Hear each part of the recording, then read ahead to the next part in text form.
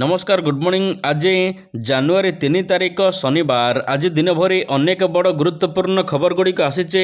चाषी मानक मिलिबो solar pump set मागणारे। अन्यपटे पंचम और षष्ठ श्रेणी मध्य लागिला पास फेल व्यवस्था। आहरी अनेक नुआ योजना मध्य आसीचे। तेबे आसंतु आज सकाळ आसीथिबा 20टी बड़ खबर उपरे नजर पकाइबा। नंबर 1, जानुआरी 10 रु मिलिबो ग्रीन स्टिकर। जानुआरी 10 तारिख रु मिलिबो ग्रीन स्टिकर। ए नै घोषणा करिछि ओडिशा राज्य परिवहन विभाग। तेबे आपण जानिथिबे वर्तमान प्रदूषण सर्टिफिकेट को नहीं गाड़ी चालक माने टेंशन रे अछंती।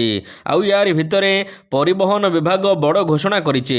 ओडिशा परिवहन विभाग घोषणा करिछि जे वैध प्रदूषण प्रमाणपत्र थिबा गाड़ी गुडी को 10 जानुआरी 2026 रु सबुज रंगर पीयूसीसी वैधता स्टिकर उपलब्ध हेबो। विभाग जारी करिथिबा विज्ञप्ति अनुसार जेउ जानवाहन मालिक माने पूर्वरु पीयूसीसी करि सारिचंती सेमाने निजर आरटीओ रे सबुज स्टिकर पाई परिबे। एही प्रक्रिया को सुगम करबा को समस्त आरटीओ रे विशेष करी काउंटर खोला जिवो।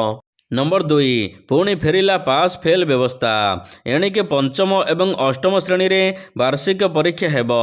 पास फेल व्यवस्था पुणी रहिबो। प्रथम और चतुर्थ श्रेणी एवं षष्ठ सप्तम पिलांकर सेमेटिव आसेसमेंट हेब। मार्च मासरे प्रथम सप्ताह परीक्षा आरंभ हेब। मार्च द्वितीय सप्ताह परीक्षा फल प्रकाश पाइब। मार्च 16 रु एप्रिल 15 तारिख मध्य परीक्षार फल बाहरी बेले एथिरे पास एवं फेल व्यवस्था रहिबो। एहा सहित एप्रिल तृतीय सप्ताह सप्लीमेंटारी परीक्षा हेबो। मन कहूछि किछि नुआ करिबा पई हेले पाखरे संबल नाही। तेबे व्यस्त हुंतु नाही। मधुलिका एंटरप्राइजेस एबे बुझिबो आपणक मन कथा। क्षुद्र शिल्प ठारु नै मध्यम शिल्प पई सुलभ मूल्य रे जोगाई देबो। समस्त प्रकार मेसिन और रॉ मटेरियल जहाकु नै आपण सहज रे आरंभ करि परिबे नुआ एक व्यवसाय। अधिक जानिबा पई आज ही कॉल करंतु। नंबर 2, मुख्यमंत्री सहायता घोषणा। गतकाली पुरी बड़दाण्डे बोलेरो एवं स्कूटी मध्य धक्का हेबारु नाबालकर मृत्यु घटी। घटना को नहीं मुख्यमंत्री मोहन चरण माझी गभीर शोक प्रकाश करने सहित घोषणा करिसेंति जे सरकार पक्षर 4 लाख टंका सहायता घोषणा करा जायछि। नंबर 3, जानुआरी 6 पर्यंत राज्य में घन कुहुड़ी। जानुआरी 6 तारिख पर्यंत ओडिशार अनेक स्थान में घन कुहुड़ी हेबा नहीं पूर्वानुमान करिछि भारतीय पाणीपाग विभाग। पाणीपागर संस्था सूचना अनुसार पुरी, जगतसिंहपुर, केन्द्रापड़ा, अनुगुल, ढेंकानाल, सोनपुर, बौद्ध, नयागढ़, जाजपुर, कटक, खोर्धा जिले में विभिन्न स्थान में जानुआरी 6 तारिख पर्यंत प्रबल कुहुड़ीर संभावना रही। यह सहित कंधमाल, गजपति, गंजाम, संबलपुर, केन्दुझर, बालेश्वर, भद्रक, मयूरभंज एवं सुंदरगढ़ जिले में घन कुहुड़ी हेब। अन्यपटे कुहुड़ी पाई चिलिकारे लागिला कटकणा। घन कुहुड़ी पाई दिन 11टा जाए चलबनी। डंगा बंद रहिबो। छोट छोट मोटर बोट, मालबाही डंगा किंबा भसा पोल सबकिछि उपरे कटकणा लगाइचंती पुरी जिलापाल। नंबर 4, दिल्ली रास्ता रे संबलपुर रे भयंकर हेउची वायु प्रदूषण। सहर रे वायु प्रदूषण मात्रा एबे मारात्मक स्थिति रे पहुंची। गत 4 वर्ष हेला संबलपुर सहर में प्रदूषण मात्रा बढ़ी चली। तेबे नुआ वर्षर प्रथम दिन में 300 पहुंची वायुर मान। अर्थात संबलपुर रे वायु प्रदूषण रेड जोन रे थिबा बा मारात्मक स्थिति रे थिबा जना पड़ी। 2024 रु 2025 जाए 11% वायु प्रदूषण संबलपुर रे बढ़ी थिला। 2025 रु 26 मध्य 111% वृद्धि पाई वायु प्रदूषण। नंबर 5, मोहन टीम रे 5 प्रभावशाली बाबू। नुआ वर्ष रे नुआ टीम बाछिले मोहन माझी। एबे एही 5 बड़ बाबू को नहीं चर्चा। एथिमध्यरु हेमंत शर्मा साजिचंती सरकारंकर क्राइसिस मैनेजर। हेले किछि अधिकारी पाखरे रहिछि एकाधिक विभाग।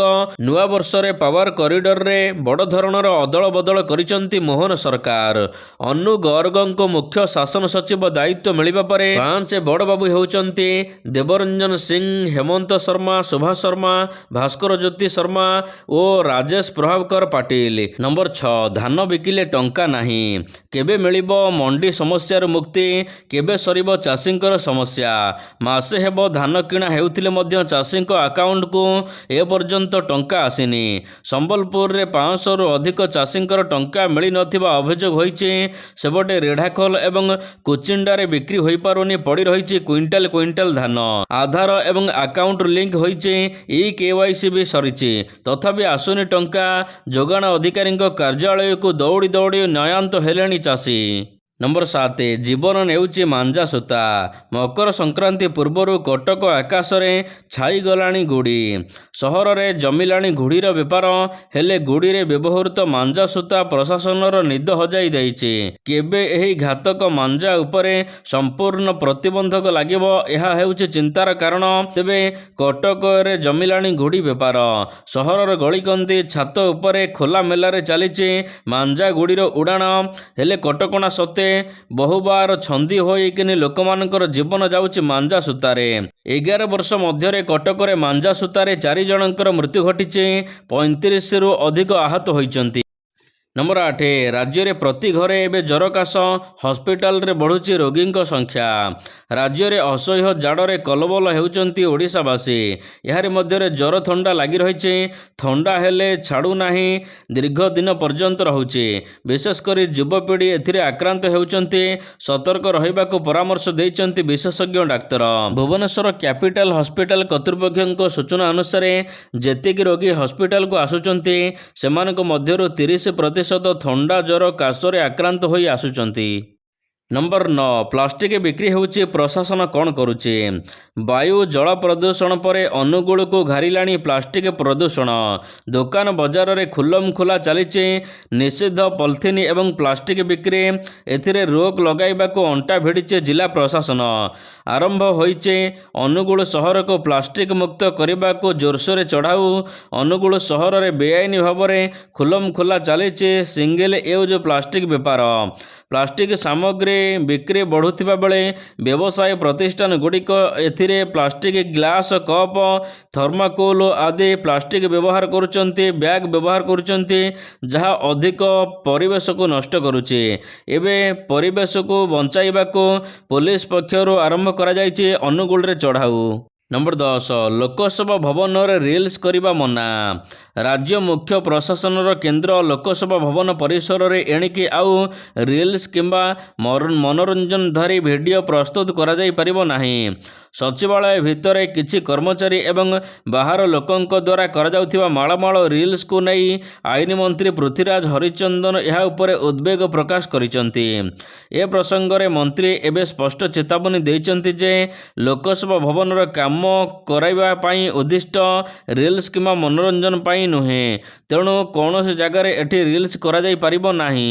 ନମ୍ବର 11 ମୁହଁ ଖୋଲିଲେ ବିଦ୍ୟାଶ୍ରୀ। ବିବାହକୁ ନେଇ ମୁହଁ ଖୋଲିଲେ ବିଦ୍ୟାଶ୍ରୀ।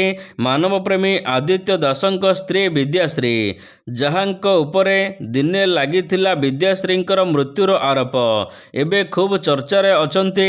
ବହୁ ସଂଘର୍ଷ ପରେ ଏବେ ସେ ଜଣେ ଭଲ ସମାଜସେବୀର ଆଖ୍ୟା ପାଇଛନ୍ତି। ନୂଆ ଲୁକ୍ରେ ତାଙ୍କୁ ଦେଖିବାକୁ ମିଳିଛି। ତେବେ ବିବାହକୁ ନେଇ ସେ କହିଛନ୍ତି କି ମୋତେ ସମସ୍ତେ କହୁଛନ୍ତି ବାହା ହୋଇଯା, କିନ୍ତୁ ମୁଁ ଆଉ କେବେ ବାହା ହେବି ନାହିଁ। ଡେଲି ମରି ମରି ବଞ୍ଚିବାକୁ ମୁଁ ଚାହେଁ ନାହିଁ ବୋଲି ବିଦ୍ୟାଶ୍ରୀ କହିଛନ୍ତି। ନମ୍ବର 12 ଇଲେକ୍ଟ୍ରୋନିକ୍ସ ହବ୍ ହେବ ଭାରତ। ଭାରତ ସରକାର ଦେଶରେ ଇଲେକ୍ଟ୍ରୋନିକ୍ସ ଯୋଗାଣ ଶୃଙ୍ଖଳାକୁ ଅଧିକ ସୁଦୃଢ଼ କରିବାକୁ ବଡ଼ ପଦକ୍ଷେପ ନେଇଛନ୍ତି। ଶୁକ୍ରବାର ଦିନ IT ମନ୍ତ୍ରଣାଳୟ ପକ୍ଷରୁ ମିଳିଥିବା ସୂଚନା ଅନୁସାରେ ଦେଶରେ ଇଲେକ୍ଟ୍ରୋନିକ୍ସ ଉପକରଣ ଘରୋଇ ଉତ୍ପାଦନ ବୃଦ୍ଧି ପାଇଁ 46,000 କୋଟି ଟଙ୍କାକୁ ଅନୁମୋଦନ ମିଳିଛି। ଏବେ ଦେଶରେ mobile phone casing, camera support ଏବଂ ଅନ୍ୟାନ୍ୟ ଗୁରୁତ୍ୱପୂର୍ଣ୍ଣ ଯନ୍ତ୍ରାଂଶ ଭାରତରେ ନିର୍ମାଣ କରାଯିବ। ଅନୁମୋଦିତ ପ୍ରକଳ୍ପଗୁଡ଼ିକ ଦେଶର 8ଟି ରାଜ୍ୟରେ କାର୍ଯ୍ୟକାରୀ ହେବ। ଏହାଦ୍ୱାରା 34,000 ଲୋକଙ୍କୁ ନିଯୁକ୍ତି ମିଳିପାରିବ। ନମ୍ବର 13 ଫାଷ୍ଟ୍ୟାଗ ନିୟମରେ ବଡ଼ ପରିବର୍ତ୍ତନ କଲେ ସରକାର। ନୂଆବର୍ଷ 2026ରେ ଏବେ ଅନେକ ପରିବର୍ତ୍ତନ ସହିତ ଫାଷ୍ଟ୍ୟାଗରେ ମଧ୍ୟ ନିୟମ ପରିବର୍ତ୍ତନ ହୋଇଛି। ବର୍ତ୍ତମାନ ଆପଣଙ୍କର ଫାସ୍ଟ୍ୟାଗ୍ ପାଇଁ KYC ଆବଶ୍ୟକତା ବିଷୟରେ ଚିନ୍ତିତ ଅଛନ୍ତି, ତେବେ ଏହା ଆପଣଙ୍କ ପାଇଁ ଏକ ବଡ଼ ଆଶ୍ୱସ୍ତି। ଭାରତୀୟ ରାଜପଥ ପ୍ରାଧିକରଣ ଫାସ୍ଟ୍ୟାଗ୍ ନିୟମରେ ବଡ଼ ପରିବର୍ତ୍ତନ କରିଛି। ଫେବୃଆରୀ 1, 2026କୁ ଏହାକୁ ବୃଦ୍ଧି କରାଯାଇଛି। ଏବେ ଆପଣ ଫେବୃଆରୀ 1 ପର୍ଯ୍ୟନ୍ତ ନିଜର ଫାସ୍ଟ୍ୟାଗ୍ ପାଇଁ KYC କରିପାରିବେ। ଟୋଲ୍ ପ୍ଲାଜାରେ ସାଧାରଣ ସୁବିଧା ପାଇବା ପାଇଁ ଆପଣମାନଙ୍କୁ KYC କରିବାକୁ ପଡ଼ିବ। ନମ୍ବର 14, ପୋଷ୍ଟ ଅଫିସରେ ଦମଦାର ସ୍କିମ୍। 1 ବର୍ଷରେ ମିଳିବ 25 ଲକ୍ଷ ଟଙ୍କା। ପୋଷ୍ଟ ଅଫିସ RDରେ ଆପଣମାନେ ପ୍ରତି ମାସରେ 100 ଟଙ୍କାରୁ ଆରମ୍ଭ କରିପାରିବେ ନିଜର ସଞ୍ଚୟ। RDରେ ବର୍ତ୍ତମାନ 6.7% ବାର୍ଷିକ ସୁଧ ପ୍ରଦାନ କରାଯାଉଛି। ଆପଣ ଯଦି ଏହି ଯୋଜନାରେ 10 ବର୍ଷ ପର୍ଯ୍ୟନ୍ତ ଟଙ୍କା ନିବେଶ କରୁଛନ୍ତି, 25 ଲକ୍ଷ ଟଙ୍କା ଆପଣ ପାଇପାରିବେ। ପ୍ରତି ମାସରେ ଆପଣ 15,000 ଟଙ୍କା ନିବେଶ କରନ୍ତୁ। 5 ବର୍ଷ ବା 60 ମାସ ପରେ ଆପଣଙ୍କର 9 ଲକ୍ଷ ଟଙ୍କା ଜମା ହୋଇଯିବ। ଚକ୍ରବର୍ତ୍ତୀ ସୁଧ ସହିତ ମ୍ୟାଚୁରିଟି ପରିମାଣ ଆପଣମାନଙ୍କର 10,71,000ରେ ପହଞ୍ଚିବ। ଆଉ 10 ବର୍ଷ ପରେ ଆପଣଙ୍କୁ 25 ଲକ୍ଷ ଟଙ୍କା ରିଟର୍ଣ୍ଣ ମିଳିବ। ନମ୍ବର 15, ଦେଶରେ ଗଡ଼ିବ ପ୍ରଥମ ବୁଲେଟ୍ ଟ୍ରେନ୍। ଜାଣନ୍ତୁ କେଉଁ ରୁଟ୍ରେ ଗଡ଼ିବ। ଭାରତରେ ଗଡ଼ିବ ପ୍ରଥମ ବୁଲେଟ୍ ଟ୍ରେନ୍। ଏହି ବୁଲେଟ୍ ଟ୍ରେନ୍ଟି କେମିତି ଗଡ଼ିବ ଏହା ବୁଝାଇଛନ୍ତି ରେଳମନ୍ତ୍ରୀ ଅଶ୍ୱିନୀ ବୈଷ୍ଣବ। ପ୍ରଥମ ପର୍ଯ୍ୟାୟରେ 508 କିଲୋମିଟର ଗଡ଼ିବ ବୁଲେଟ୍ ଟ୍ରେନ୍। ଏହାରି ଭିତରେ 8ଟି ପାହାଡ଼ ଟନେଲ ଏବଂ ଗୋଟିଏ ସମୁଦ୍ର ଟନେଲ ଦେଇ ଗତି କରିବ ବୁଲେଟ୍ ଟ୍ରେନ୍। ଏହି ପ୍ରକଳ୍ପ ମୋଟ ଦୈର୍ଘ୍ୟ 508 କିଲୋମିଟର, ଯେଉଁଥିରେ 27 କିଲୋମିଟରରୁ ଅଧିକ ଟନେଲ ରହୁଛି। ଏଥିରୁ 21 କିଲୋମିଟର ଅଣ୍ଡର ଟନେଲ ବା ଅଣ୍ଡରଗ୍ରାଉଣ୍ଡ ରହୁଛି ଏବଂ 6.4 କିଲୋମିଟର ସର୍ଫୋସ୍ ଟନେଲ ରହିଛି। ତେବେ ମିଳିଥିବା ସୂଚନା ମୁତାବକ ପ୍ରଥମ ବନ୍ଦେ ଭାରତ ଟ୍ରେନ୍ ମୁମ୍ବାଇରୁ ଗୁଜରାଟ ପର୍ଯ୍ୟନ୍ତ ଚାଲିବ। ପର୍ଯ୍ୟନ୍ତ 326 କିଲୋମିଟର ରାସ୍ତା କାମ ସରିଛି। ନମ୍ବର 16, ଆଜି ଆକାଶରେ ନଜର ଆସିବ ସୁପରମୁନ୍। ବର୍ଷ ଆକାଶରେ ଦେଖାଯିବ ସୁପରମୁନ୍ ଏବଂ ମାଇକ୍ରୋମୁନ୍ ଭଳି ମହାଜାଗତିକ ଦୃଶ୍ୟ ବର୍ଷ ଆକାଶରେ ଦୃଶ୍ୟମାନ ହେବ। ଜାନୁଆରୀ 3 ତାରିଖ ଅର୍ଥାତ୍ ଆଜି ଏହି ଦୃଶ୍ୟକୁ ଖୋଲା ଆଖିରେ ଦେଖିହେବ। ତେବେ ଆଜି ଚନ୍ଦ୍ର ପୃଥିବୀଠାରୁ ପ୍ରାୟ 3,62,000 କିଲୋମିଟର ଦୂରରେ ରହିବ। ସାଧାରଣ ଦିନରେ ଦେଖାଯାଉଥିବା ଚନ୍ଦ୍ରଠାରୁ ଏହା 30% ଅଧିକ ଉଜ୍ଜ୍ୱଳ ଦେଖାଯିବ। ନମ୍ବର 17, ଫେବୃଆରୀ 1ରୁ ମହଙ୍ଗା ହୋଇଯିବ ସିଗାରେଟ୍। ନୂଆବର୍ଷ ଆରମ୍ଭରୁ ଲାଗିଲା ଝଟକା। ତମାଖୁ ଧୂମପାନ କରୁଥିବା ବ୍ୟକ୍ତିମାନଙ୍କ ପାଇଁ ବଡ଼ ଖବର ଆସିଛି। ପ୍ରତିଦିନର ଅଭ୍ୟାସ ଭାବରେ ପରିଣତ ହୋଇଥିବା ସିଗାରେଟ୍ ଏବେ ବଢ଼ିଛି। 1 ଫେବୃଆରୀରୁ ନୂତନ ଟିକସ ନିୟମ ଲାଗୁ ହେବ, ଯାହାଫଳରେ ମୂଲ୍ୟ ବୃଦ୍ଧି ପାଇବ। ତେବେ ସୂଚନା ଅନୁସାରେ 65 ମିଲିମିଟର ଛୋଟ ଅଣଫିଲ୍ଟର ସିଗାରେଟ୍ ପ୍ରତି କାଠି ପାଇଁ ଆପଣଙ୍କୁ 2 ଟଙ୍କା ଅତିରିକ୍ତ ଦେବାକୁ ପଡ଼ିବ। ସମାନ ଲମ୍ବା ବିଶିଷ୍ଟ ଫିଲ୍ଟର ସିଗାରେଟ୍ ପାଇଁ 2 ଟଙ୍କା 10 ପଇସା ଅଧିକ ଦେବାକୁ ପଡ଼ିବ। ଏହିପରି ସମସ୍ତ ସିଗାରେଟ୍ର ମୂଲ୍ୟ ପ୍ରାୟ 3ରୁ 4 ଟଙ୍କା, 5 ଟଙ୍କା, 8 ଟଙ୍କା ପର୍ଯ୍ୟନ୍ତ ବୃଦ୍ଧି ପାଇଛି। ନମ୍ବର 18, 30 ଲକ୍ଷ ଚାଷୀଙ୍କୁ ସରକାର ଯୋଗାଇବେ ସୋଲାର ପମ୍ପ। ସୌର ପମ୍ପରୁ ଚାଷୀମାନଙ୍କର ଲାଭ ଦ୍ୱିଗୁଣିତ ହେବ। ପ୍ରଥମତଃ ଫସଲର ଜଳସେଚନ ଖର୍ଚ୍ଚ ସଞ୍ଚୟ ହେବ। ଦ୍ୱିତୀୟତଃ ବିଦ୍ୟୁତ ବିଲ୍ କ୍ରୟରେ ଅତିରିକ୍ତ ଆୟ ହେବ। ସରକାରଙ୍କ ତରଫରୁ 30 ଲକ୍ଷ ଚାଷୀମାନଙ୍କୁ ସୋଲାର ପମ୍ପସେଟ୍ ଯୋଗାଇ ଦିଆଯିବ। ତେବେ ଏନେଇ ସୂଚନା ପ୍ରଦାନ କରିଛନ୍ତି ମଧ୍ୟପ୍ରଦେଶର ମୁଖ୍ୟମନ୍ତ୍ରୀ ମୋହନ ଯାଦବ। ସରକାର କହିଛନ୍ତି ଆଗାମୀ 3 ବର୍ଷରେ ସରକାର 30 ଲକ୍ଷ ଚାଷୀଙ୍କୁ ସୌର ପମ୍ପ ଯୋଗାଇବେ। ସେମାନଙ୍କର ଉତ୍ପାଦନ ଦ୍ୱିଗୁଣିତ କରିବାକୁ ଚାଷୀମାନଙ୍କୁ ମାତ୍ର 5 ଟଙ୍କାରେ ବିଦ୍ୟୁତ ସଂଯୋଗ ମଧ୍ୟ ଦିଆଯିବ। ନମ୍ବର 19, 2026ରେ ଭାରତ ପାକିସ୍ତାନ ମୁକାବିଲା।